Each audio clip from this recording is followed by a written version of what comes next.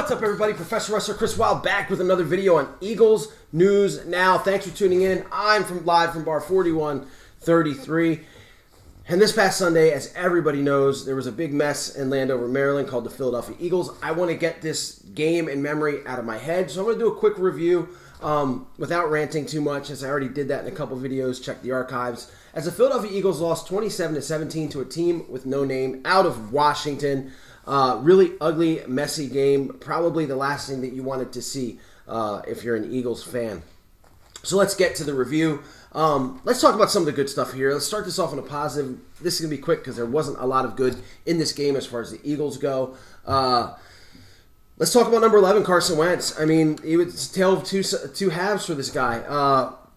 First half, played really well for most of the first half anyway. Looked like the quarterback that we all hope that he can be. The Eagles offense actually had a good start, as in the past they haven't. They drove down the field on that first drive, ending it with a 5-yard touchdown pass to Zach Ertz, who just didn't look like he was all there all game. Later on, Carson Wentz hits Dallas Goedert for a 34-yard touchdown. Dallas Goedert, on the other hand, looked like he was dialed in the entire game. 101 yards total. Our rookie first-round pick, Jalen Reagor, big 55-yard Reagor bomb was his only catch, but he did look good with that. I'll get into him in a little bit as far as some of the negative things go. And then our defense, for the most part, the defense played really well. You look at the stats for Washington offensively. Dwayne Haskins had 178 yards and a touchdown. Total yards that the Washington had, 258. They had the ball about 6 or 7 times in the Eagles' territory. That's where they got the ball, where all their points came from, where Carson Wentz's interceptions basically handed them the points. So the defense, for the most part, played good. Now, I do have a problem with the defensive line not applying a lot of pressure on Haskins. He didn't look worried the entire game. He didn't look rushed. He didn't look pressured. Josh Sweat looked really well. Got a big sack there. Other than that, I mean, Fletcher Cox needs to do more. Malik Jackson needs to do more. They just need to pressure these quarterbacks, which they did not.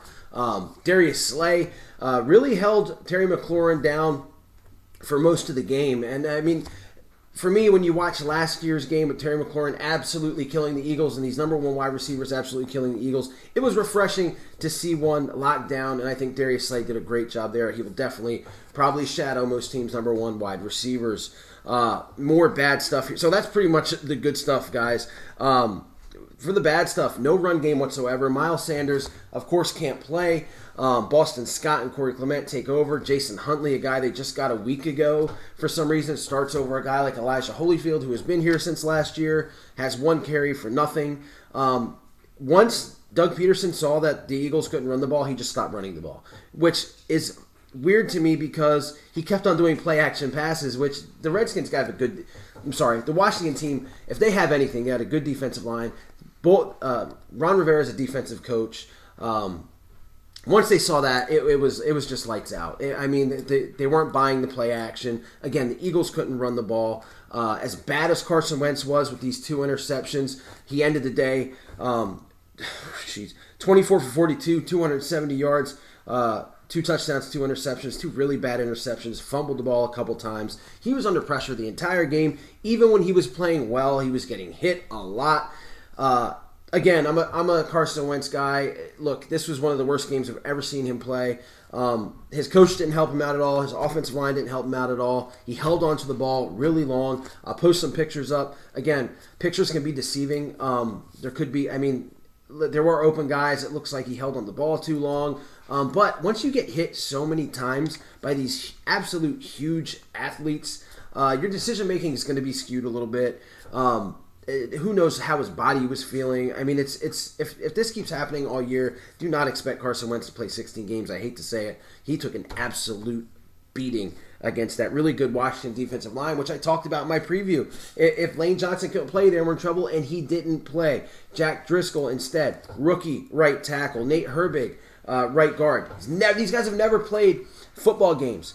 NFL football games, and they're going up against the best defensive line. They got absolutely destroyed. Jason Peters looked like he was off a little bit. Again, no preseason games, probably has something to do with this, but the Washington team didn't have a preseason game either, and they ended up winning the game.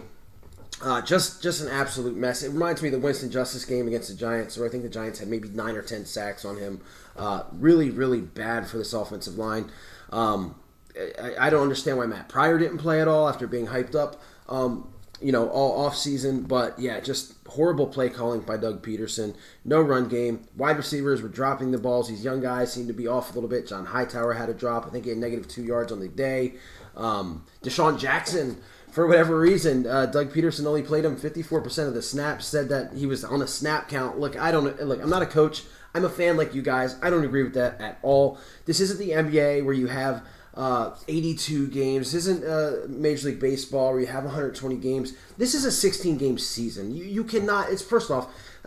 Look, I talk a lot of crap about the team with no name. That's utter disrespect to just. You have one of your best playmakers, and he's not out there a lot of the time. I don't get it. It doesn't send a good message to me. He needs to be out there, especially when your quarterback is getting his ass handed to him. He needs all hands on deck. So just a horrible coaching decision by Doug Peterson to not have Desean Jackson out there. Instead, you got these rookies who, while they might be good in the future, this is their first game. You need a guy that Carson can count on. And to have Desean not out there, it was just mind-boggling to me. I talked about them basically handing Washington 14 points with the interceptions. Let's talk about these second-round picks. The Eagles' second-round picks for the past couple years did absolutely nothing. This game showed it. Drafting is an issue. J.J. Arcega-Whiteside, 28 snaps, 0 targets, 0 catches. I mean, it's Mac Hollins all over again, but he's a second-round pick. Your other second-round pick, Miles Sanders, didn't play. Sidney Jones was cut. It's a second-round pick. These are guys that have to play. Jalen Hurts is in street clothes. I mean, it's just insane to me that this team that the mindset can be this off with this team. Let me see. I'm checking my notes, see if I have really anything else. I think I pretty much said everything that I could, and if not, you can check my other live streams that I did right after the game. Like I said, I am really. I feel okay with the defense. I think they're going to find their way. With like I said, a guy like Josh Sweat really showing some upside. Darius Slay really turning over that secondary. And look, Jim Schwartz is going to have to change how he thinks, and he's going to have to start pressuring these other quarterbacks. Look, the best news out of this, and look, while I'm at it, let me give Washington their due. Look, we lost to a bad team, which makes it suck for me. I've said it all week. You can't lose to bad teams, and we lost to a bad team. All right, Washington is a bad team. They are not a good team. You're not going to see them in the playoffs. They're probably a 5-win team at best. However, they didn't turn the ball over. They played a clean game, didn't turn the ball over. Kudos to that for them. They didn't make any mistakes, because if they made one mistake, this game's a different game with a different outcome. So the good thing here is this is really bad. It's something that these guys can learn from. We play a tough team against the Rams in a couple days. There's some news I will have in other videos. I'm going to end this one right now, guys. That's my review as the Eagles put up a stinker, lose 27-17 to a team with no name in Washington. That's all I got, guys. Stay safe, stay healthy. Go Birds. I'll see you later. E-A-G-L-E-S Eagles! E-A-G-L-E-S Eagles! I need Eagle Nation to stand